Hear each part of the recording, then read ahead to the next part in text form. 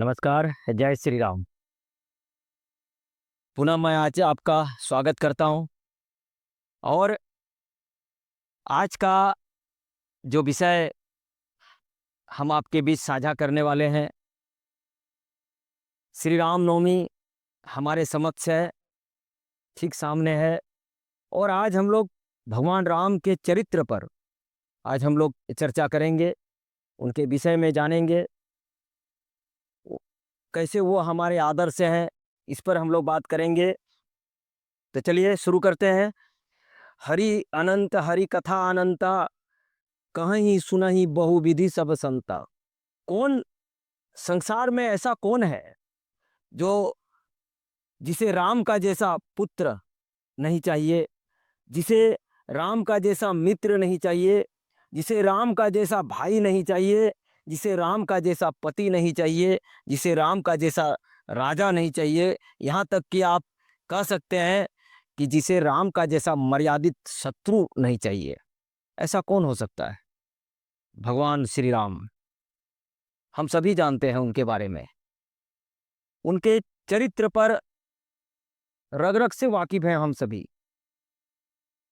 कहते हैं, किसी ने सभी कहा है, जिस पर हमारा हक नहीं उसे लेने की यदि हम जिद करें तो महाभारत होता है।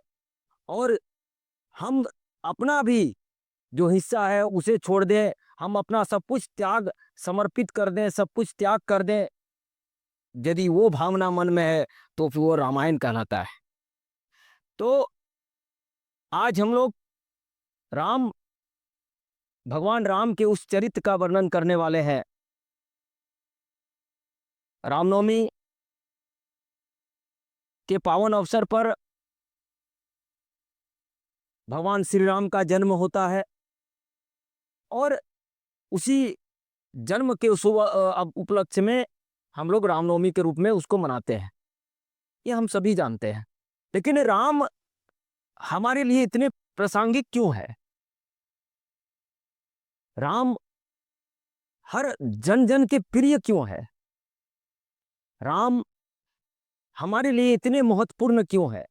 क्योंकि राम के बिना सब कुछ सुना है। हम लोग देखते हैं, भगवान राम के बगैर जीवन का कोई आधार नहीं है। उस महानतम व्यक्ति का आज हम लोग बात करने वाले हैं। आइए, रामायण, जब राम की बात होगी तो रामायण की बात होगी, और जब श्री रामायण की बात होगी तो निश्चित तौर पर रामायण के घटनाक्रम में जो भी पात्र हैं, उस पात्र का हर एक पात्र, हर एक कैरेक्टर हमें कुछ सीख देने वाला, हमें हमारे जीवन के लिए बड़ा सीख देने वाला चरित्र है। आज हम उसी चरित्र पर बात करेंगे।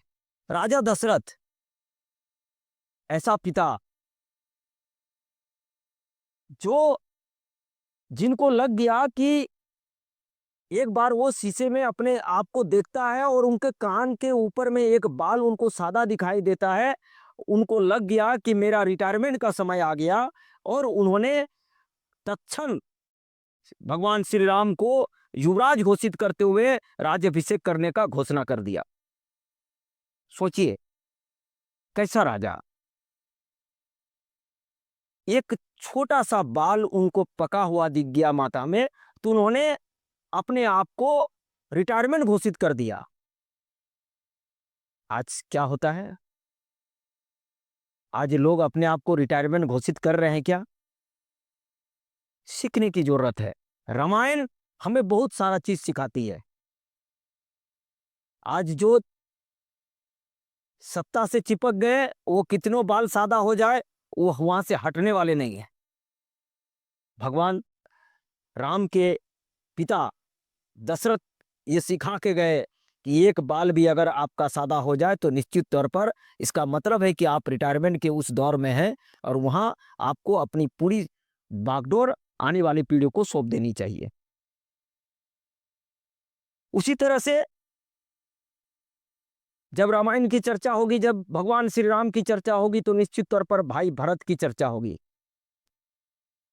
भाई भरत की जब चर्चा होती है तो निश्चित तौर पर एहसास होता है कि एक भाई कैसा होना चाहिए,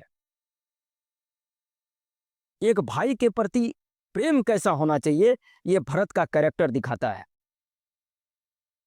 जब भगवान राम को वनवास होता है और भगवान राम वन में चले जाते हैं, जब भरत भाई को पता चलता है और भरत भाई अयोध्या आते हैं, उनको पता चलता है कि भैया वन को चले गए हैं मेरे कारण से, मेरी माँ ने उन्हें 14 वर्षों का वनवास का शपथ दिला दिया है राजा से, तो वो अपने आप को रोक नहीं पाते हैं और सारी प्रजाओं को लेके, सारे तीनों माओं को लेके, सभी प्रजा को लेके वो चले जाते हैं वन उनको लाने के लिए। जब वहां भगवान श्री राम वन में पहुंचते हैं तो वन देवी आती है उनके पास।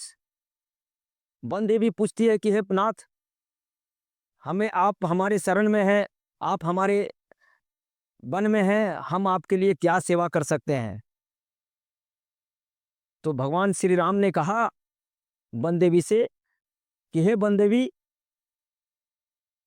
मैं सब कुछ ठीक है, मैं पर्ण कुटीर बना के रह लूंगा, फल मूल खा भी लूंगा, कहीं कोई दिक्कत नहीं है, लेकिन आपको यदि कुछ करना है तो मैं जिस रास्ते से होकर आया हूं उस रास्ते का सारे कांटा को आप हटा दीजिए।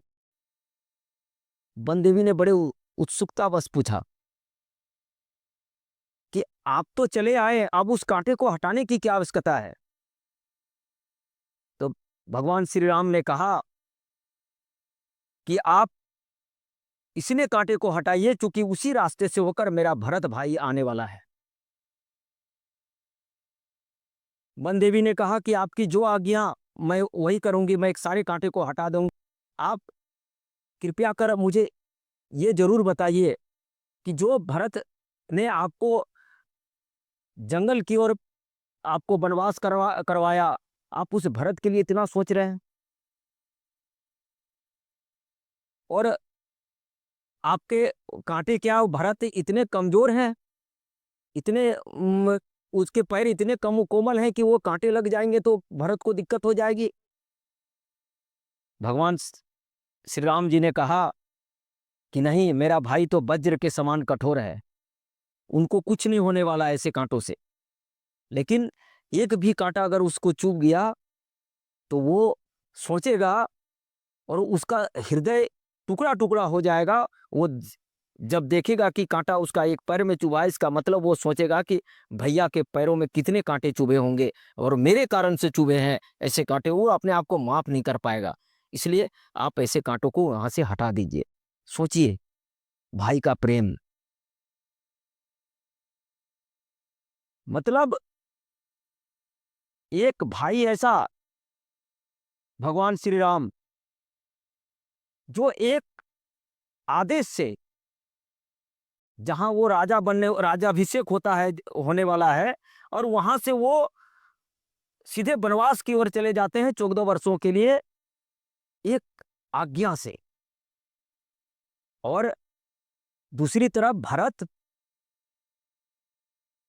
अघोषित रूप से राजा होते हुए भी वो राजा अपने आप को मानने को तैयार नहीं है और उसी भाई को लाने के लिए वन में जाते हैं। मतलब समझिए क्या भाई का प्रेम है। आज ऐसा होता है क्या? थोड़ा विचार करिए। आज राजा राज्य तो छोड़ दीजिए, जमीन का एक टुकड़ा देने को कोई भाई एक दूसरे से तैयार नहीं है। कितने मामले ऐसे अदालतों में हैं आज। थोड़ा सा विचार कीजिए, क्या भाई का क्या प्रेम है। आगे और हम लोग अभी भाई का प्रेम देखेंगे। रामायण का एक और पात्र भाई लक्ष्मण। कहा जाता है कि हर मनुष्य का परछाई काला होता है, लेकिन भगवान श्री राम का परछाई गोरा होता है। और उनका परछाई कौन है? तो भाई लक्ष्मण है। सोचिए, कथाओं में आता है कि जब चारों भाई का जन्म होता है उस समय घर में उत्सव का माहौल रहता है, सभी पालने में झूलते रहते हैं। लेकिन जब लक्ष्मण को राम जी के बगल से हटाकर दूसरे पालने में लिटा दिया जाता है तो लक्ष्मण काफी रोने लगता है, काफी चित्कार चित्कार के रोने लगता है। सारे वैद्य फेल हो गए, वैद्य को समझ में नहीं आ रहा कि इन्हें क्या हुआ। सारे ज्योतिषी फेल हो गए कि इन्हें हुआ क्या है। और कहा जाता है कि जब लक्ष्मण जी को राम के चरणों के पास लेटा दिया गया तो स्वतः लक्ष्मण जी रोना बंद कर दिए। मतलब बचपन से वो प्रेम, वो ऐसा लक्ष्मण भाई, जब भगवान श्री राम को 14 वर्षों का वनवास सिर्फ भगवान श्री राम को हुआ था, लेकिन भाई लक्ष्मण ने क्या किया, बिना कुछ जाने बिना कुछ सुने भैया के साथ जंगल को वो चले गए। जब लक्ष्मण जी ने अपनी माँ से पूछा कि माँ मुझे क्या करना चाहिए, तो लक्ष्मण जी की माँ ने कहा कि बेटा, अयोध्या मतलब श्री राम, जब श्री राम ही आपके पास नहीं है, अयोध्या में नहीं है, तो तुम्हारा क्या काम है। तुम श्री राम जहां रहेंगे वही अयोध्या है और तुमको उसी के साथ जाना चाहिए। और लक्ष्मण, भैया लक्ष्मण उनके साथ चल दिए। और त्याग देखिए कि जितने दिन वनों में रहे भगवान श्री राम, 14 वर्षों के वनवास में भाई लक्ष्मण ने एक बार भी पलक भी नहीं झपका। क्यों? कि उनको पता था कि हमारे पलक झपकने से शायद भैया को कोई कष्ट हो जाए। और वो खुली आंखों से भगवान का सेवा में, भैया का सेवा में लगा रहा। ये है भाई, जो अपना सुख दुख ना देखते हुए भाई को समर्पित हो जाता है। ये है भाई, ये है प्यार। हम लोग जब रामायण के पात्र की चर्चा करते हैं तो निश्चित तौर पर माता सीता की भी चर्चा होगी। सोचिए, एक पत्नी कैसा होना चाहिए, ये रामायण दिखाता है। जब पति को वनवास होता है, पत्नी उस राजसी ठाट बाट को छोड़ के, सोचिए कि उस राज घराने में पली बढ़ी वो लड़की शादी होने के बाद, विवाह होने के बाद, जब भगवान श्री राम को वन भेजा जाता है तो वो बिना कुछ सोचे, बिना कुछ चर्चा किए, वो सीधे भगवान श्री राम के साथ वन को चलने को तैयार हो जाती है। मतलब पत्नी का कर्तव्य क्या है? जहां पति वहां पत्नी। सुख में अगर पति है तो हम सुख में हैं, दुख में पति है तो दुख में है। ये पत्नी धर्म, ये ये पात्र पत्नी का क्या धर्म होता है ये सिखाता है माता सीता के रूप में। और जब हम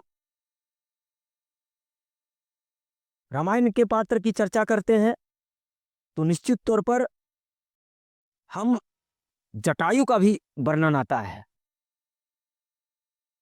जटायु ऐसा पात्र जिनको न भगवान श्री राम से मतलब था, न किसी से मतलब नहीं था।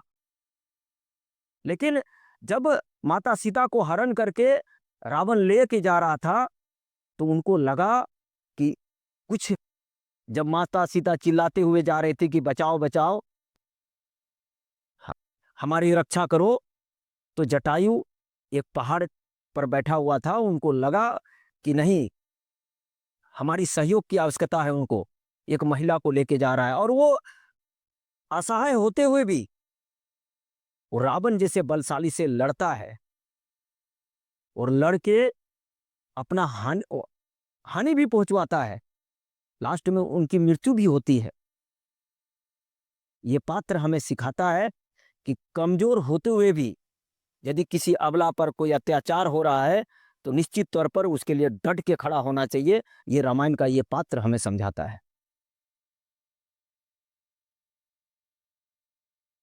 रामायण की जब चर्चा हो और हनुमान की चर्चा ना हो तो राम चर्चा ही बेकार है। कितने प्रिय हनुमान भगवान के, ये हम सभी जानते हैं। और हनुमान जी ने रामायण के लिए क्या क्या किया ये हम सभी को बताने की जरूरत नहीं है। हनुमान राम जी के लिए उन्होंने क्या किया, अपना सर्वोच्च निछावर अपने प्रभु के सेवा में लगा दिया। इस तरह का सेवक ये दिखाता है कि जब हम कोई हमारे प्रभु हैं तो हम उसके लिए क्या क्या समर्पण कर सकते हैं। ये पात्र हमें समझाता है। एक पात्र विभीषण का आता है, वो रावण का भाई जो आताताई था, लेकिन विभीषण उस आताताई के बीच में एक संत व्यक्ति थे और उन्होंने आताताई का साथ नहीं दिया और भगवान का साथ दिया। एक अहिंसा से अहिंसा को मानने वाले व्यक्ति को उन्होंने साथ दिया, सत्य का साथ दिया असत्य को छोड़कर। कहने का मतलब है कि मित्र ऐसा हो कि किसी भी परिस्थिति में वो आपके साथ रहे। ये दिखाता है। रामायण में केवट की चर्चा आती है। केवट जब भगवान के पास, जब वो गंगा पार कर रहे हैं और भगवान के पास कुछ भी नहीं होता है, उस केवट ने वो प्रेम दिखाया कि उन्हें गंगा भी पार किया, प्रभु के चरण भी धोए।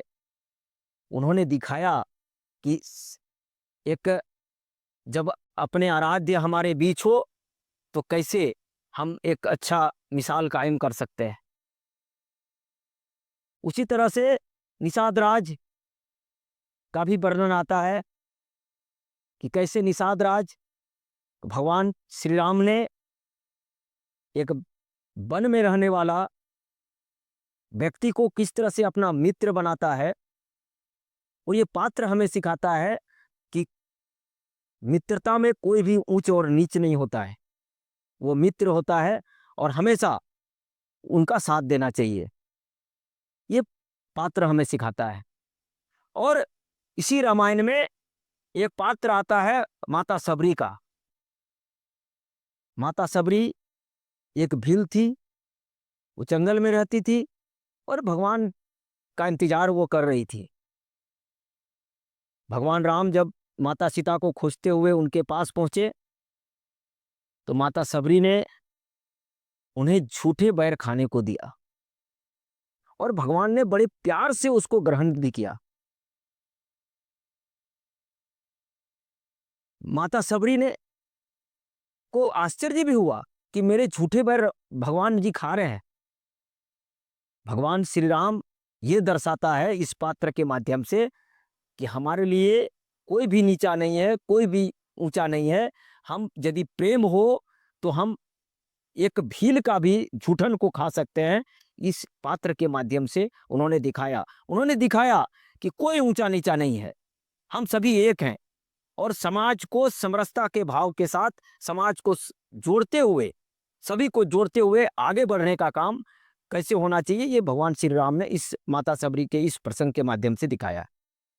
तो कहने का मतलब है कि आज पूरे विश्व में रामायण के एक एक चरित्र पर शोध हो रहा है।